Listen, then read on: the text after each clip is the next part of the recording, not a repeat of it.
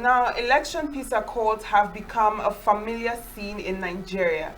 But the question most Nigerians are asking is, do these agreements, are they truly effective, or are they just political theater with no real consequence? Are they just smokescreen?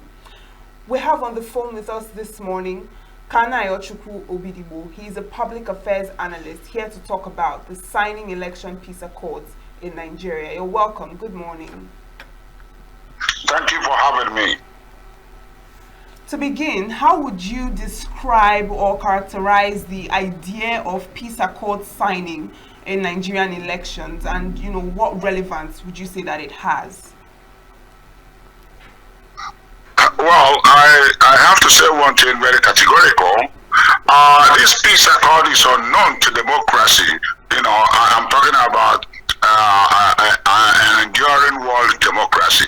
Peace accord is unknown as far as I am concerned. I am not a political student, but I have not read where nations have to go on peace accord before elections are held. So in Nigeria balance of peace accord, it is unfortunate that after 65 years and having tinkered with our present nascent political projects, that we have not been able to settle and agree that credible elections will be conducted. Well, signing an accord is just like what they have been doing all over and again. And to an ordinary man, it is kind of a jamboree. It is kind of a rally of bringing all the political gladiators together, probably to meet themselves in one environment and then share pleasantries. And not that they are sharing peace accord towards an enduring democracy or a credible election. Because at the end of the day, we are going to witness, like before, what transpires during the electionary campaign and the election proper. By Saturday, which is the 8th of November, stories will be told of how boxes are snatched, how people are beaten up, how votes were bought. These are things that doesn't actually, support that the peace accord that was signed in hostility. It was not signed in hostility, but in this case, by Saturday, stories will be told. Different ugly stories about how the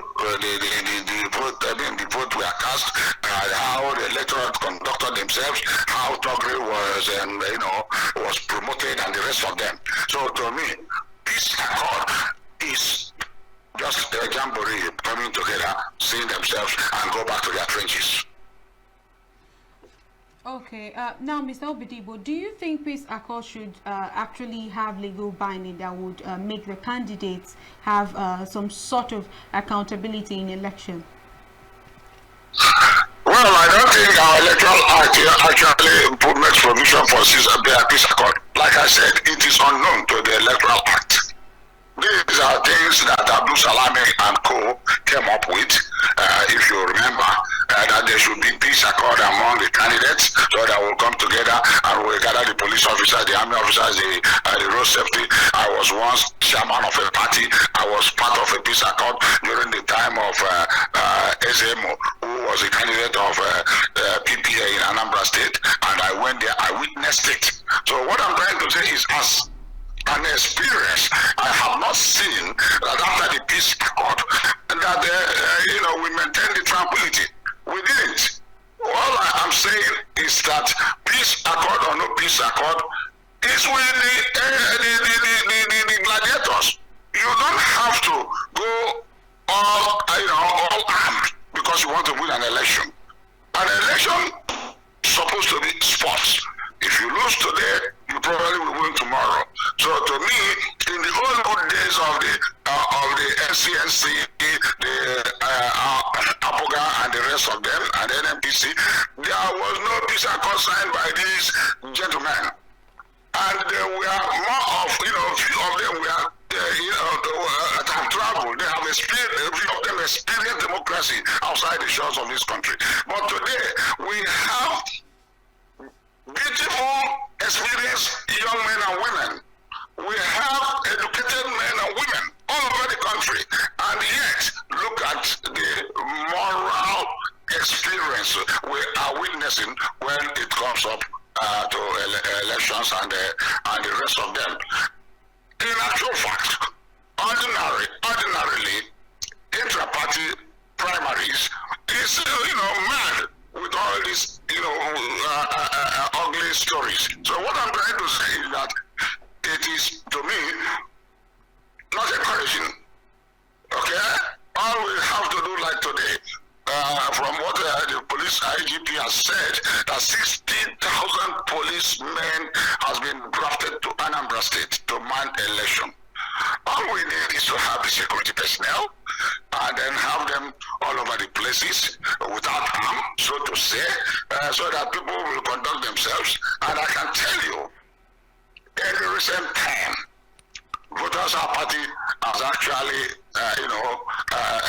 tripled as a result of people withdrawing from participating in electoral processes.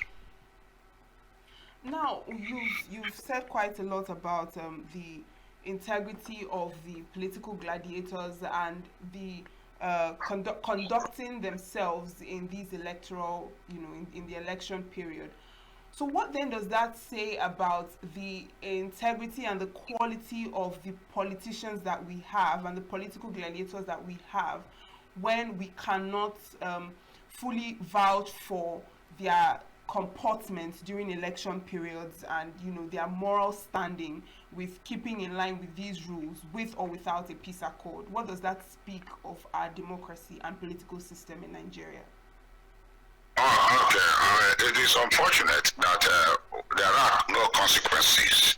If we have an enduring judicial system and there is electoral law, there is other judicial processes that actually, protects our democracy. And anyone, no matter who is he, says we believe that no one is above the law, and you contravene the law, either knowingly or unknowingly, that you must face the consequences. Because our politicians doesn't face consequences. If you watch out and then go back to history, you will find out that nobody has been jailed as a result of electoral offenses. Nobody. I have not heard of anybody sentenced because he committed an electoral fraud.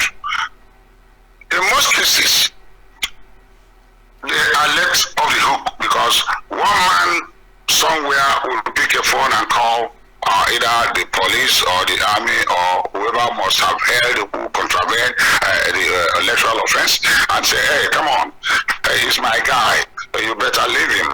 Please, I will see you. And we say, the big guy has spoken, and I had a call from their booth. Can you imagine?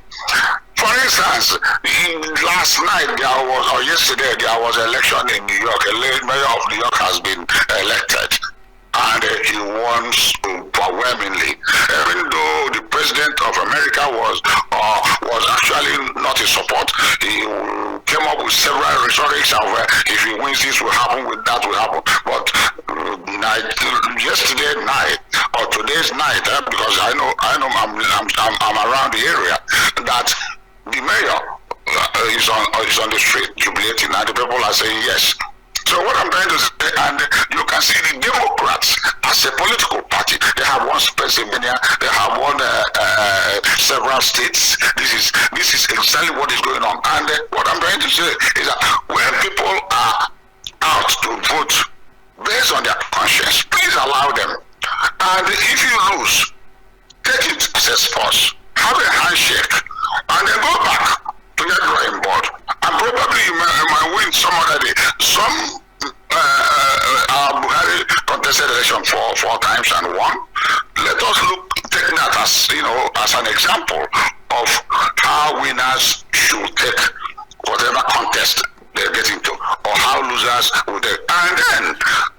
those who must have won should show some magnanimity in winning by accommodating.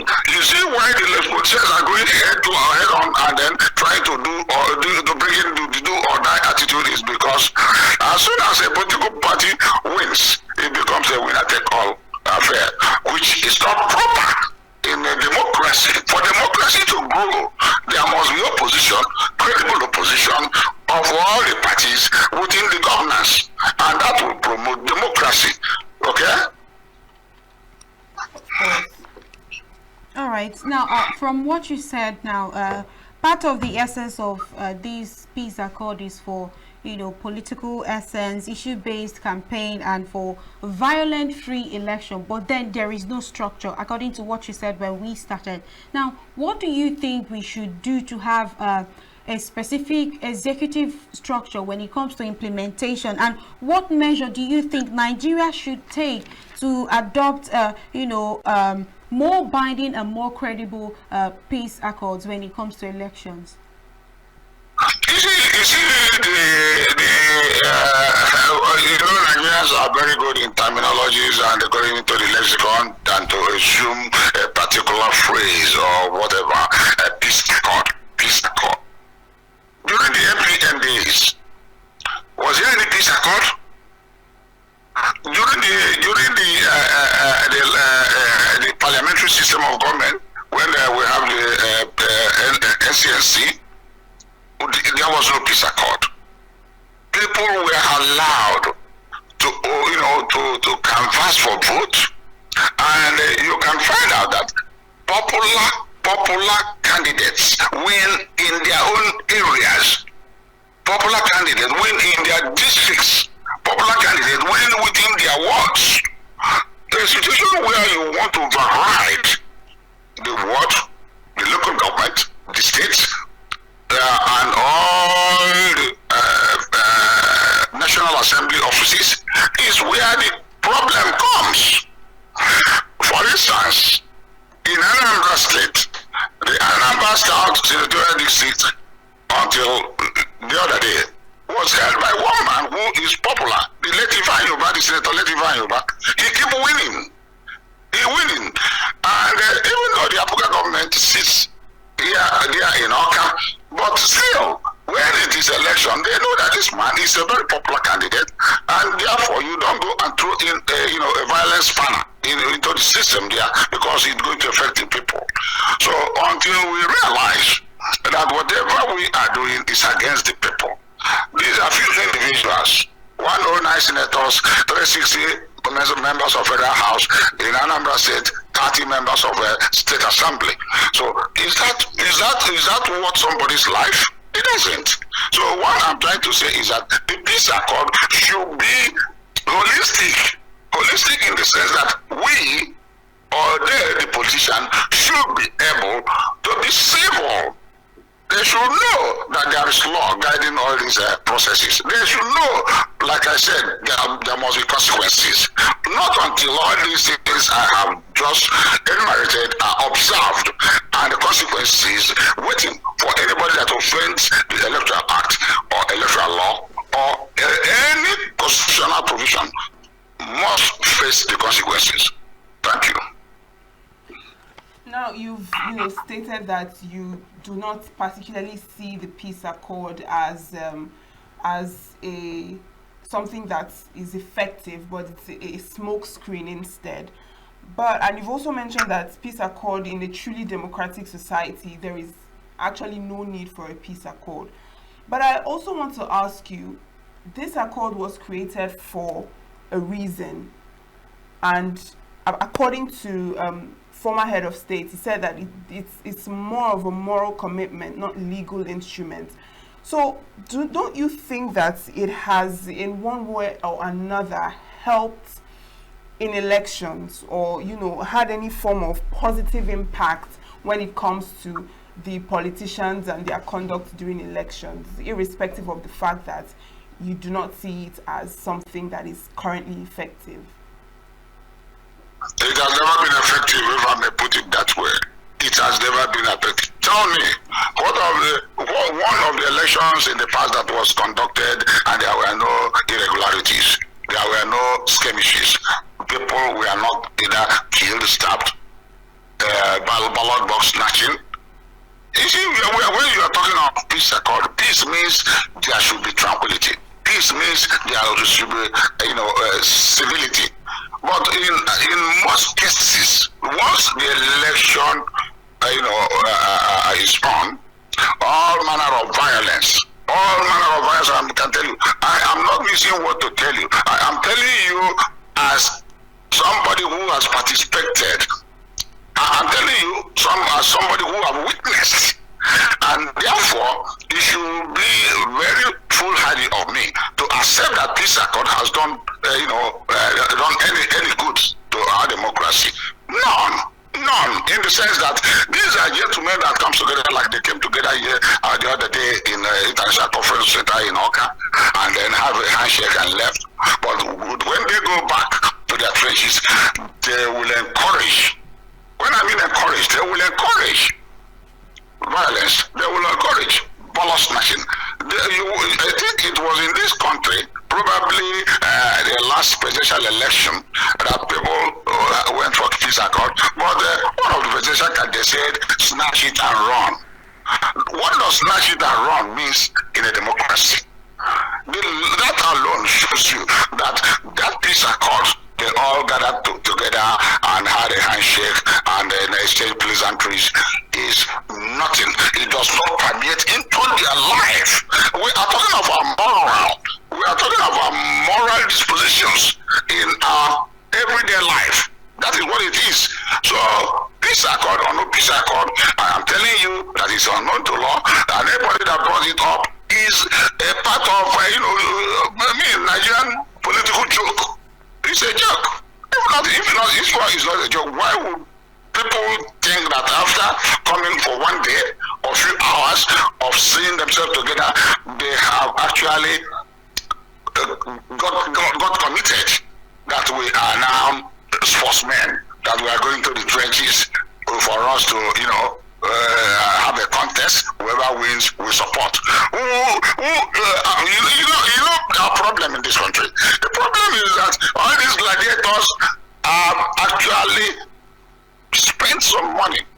Our election is so cost effective that these gladiators are spending so much money, and nobody invests and will not hope to recoup or hope to break even or hope to gain.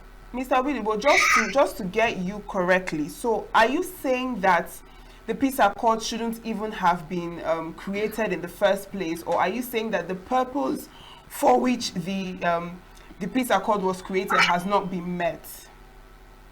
Both. All of the above of what you have just said. The purpose has not been met. The peace accord is a harass in the first place. Because it is unknown to law. Let us be guided by the principles, by the letters, by the provisions of law. That's what I'm saying. We have constitution. Can't we look at that constitution? We have electoral act. Let us amend the electoral act. If there are some, amendments we are, foreseen over time, because time changes everything, and let us amend it, and not that some gentlemen will sit together and then decide to come up with a proposal of peace accord, and it has become a norm that has not actually led us to anywhere, because before the election we will continue to witness no peace. A situation where there's violence on the day of election, is there peace? If I may ask you, my dear sister, there is none. So to me, I have to be very factual. I am not missing word to say it, because I have witnessed it. I have seen it over and again. I am over 65 years of old, which means I have witnessed Nigerian democracy, both the good, the bad, and the ugly side of it. So I am here continue to stand by that the peace accord is just a jamboree of meeting of minds of political parties as election draws nearer. Say, less than 100 hours to the election, that is when the peace accord is being fashioned, and you think that 2 hours, 3 hours of staying in conference center will now permeate into them for peace to reign? No. Let us tell ourselves the truth. Everybody everybody has gone back. If you have a plan of trying to rig, you are on it. If you have a plan on trying to snatch ballot boxes, they are on it as we speak. So in less than 40, 45, or maybe 60 hours, you will see what will be happening in all our districts. I'm talking about Anambra as a whole. We have more than 300. We have more than 300 wards, 365 wards. You will see, and we have over 6,000 something polling stations in Anambra State, and I can tell you, within those period of time, you will see what will happen. There are a few places, let me tell you, from my experience, that in the next 48 hours, ballot materials are not there. At Anambra West, where we call Olumbadesi, Imolu. These are people you cannot access as it is now. The rain is actually, the rainy season is dropping, but you can access Olumbadesi through Hawaii in Delta State, Asaba. And then they are on Anambra West. And they have police stations there. And tell me, if the materials are not there, and the elections are not conducted there, but results are what? Results must be shown. Are we actually telling ourselves the truth? So I'm being factual. I am very being blunt to say all these things because of my little experience so far. All right. Now, what would you say are the longest limitations and the misdemeanors that we currently face during Nigeria elections, and beyond all this peace accord and electoral act amendment? What would you say is what Nigeria needs to maintain a very good election and a democratic state? Well, what I will suggest is very simple. Simple in the sense that we have the INEC all over the places, and we believe with the INEC and the ad hoc staff, they are going to, man all our police stations, the units, and our collection centers, and that's it. But I can tell you one thing: the good thing would have been the technology. If we have actually deployed technology as it was, provided, there will be no glitch. Once you cast your vote, it transmits, no matter where you are, and that is result for you. Because as soon as you get there, and that is it, minus plus will be doing this, that's it. A situation where our technology has not been deployed or properly deployed with the quantum of money that the INEC was provided by the budget, and they were unable to do the proper thing, and the glitch came on. Today, we are in Anambra State, we are facing Anambra State election. Our INEC actually told us that there will be no glitch, that transmission of results will be swift.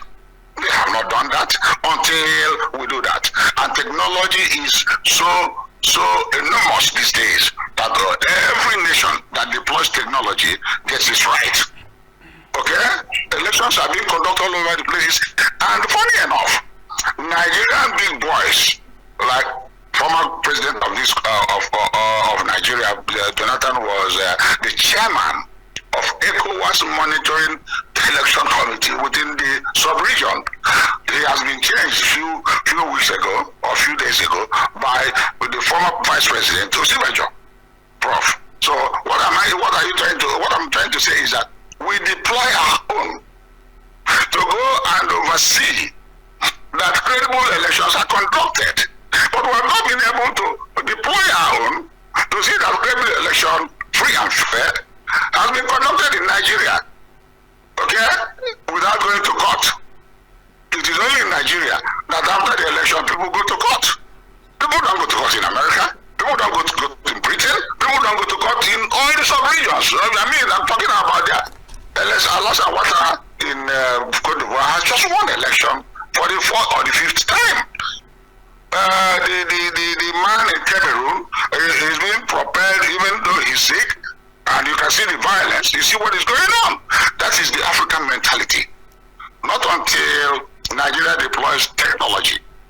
Then all we are saying is just, balderdash. And I must tell you, we have all the money, We have all the resources. We have all the eggheads. We have all we have everything in totality to give Nigeria, to put Nigeria as the leader of democracy in the world. No, I'm not talking about only Africa. How we are only 260 million. How many is India? 1.something billion. And they conduct election the next day. The result is announced. Nigeria takes days of manipulation. How can we provide such a amount of money for INEC and resort back to manual? When we are talking about glitch, what is glitch in the actual sense? A glitch in a system, I am not a technologist, but I can tell you that a glitch that caused a system to either malfunction must have been caused by somebody, and that somebody could be dictated at that material time when the glitch happened, because somebody is somewhere and technology will tell you that it was my duty time that it happened. Therefore, what did I press? What did I touch? What program did I change? It's as simple as that. And if I am caught, I should be punished.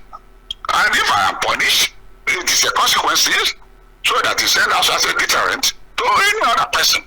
But in our own case, INEC new chairman is here. He has promised that there's going to be credible election, but this is a new competence for him. All right. Let us see how it goes. All right. We apologize, Mr. Obidigbo. We'll have to cut you short there, but we hope to continue this conversation in a later date. Thank you very much for joining us. No, that's all right. I appreciate your efforts to educate Nigerians on issues like this. Thank you, and God bless you.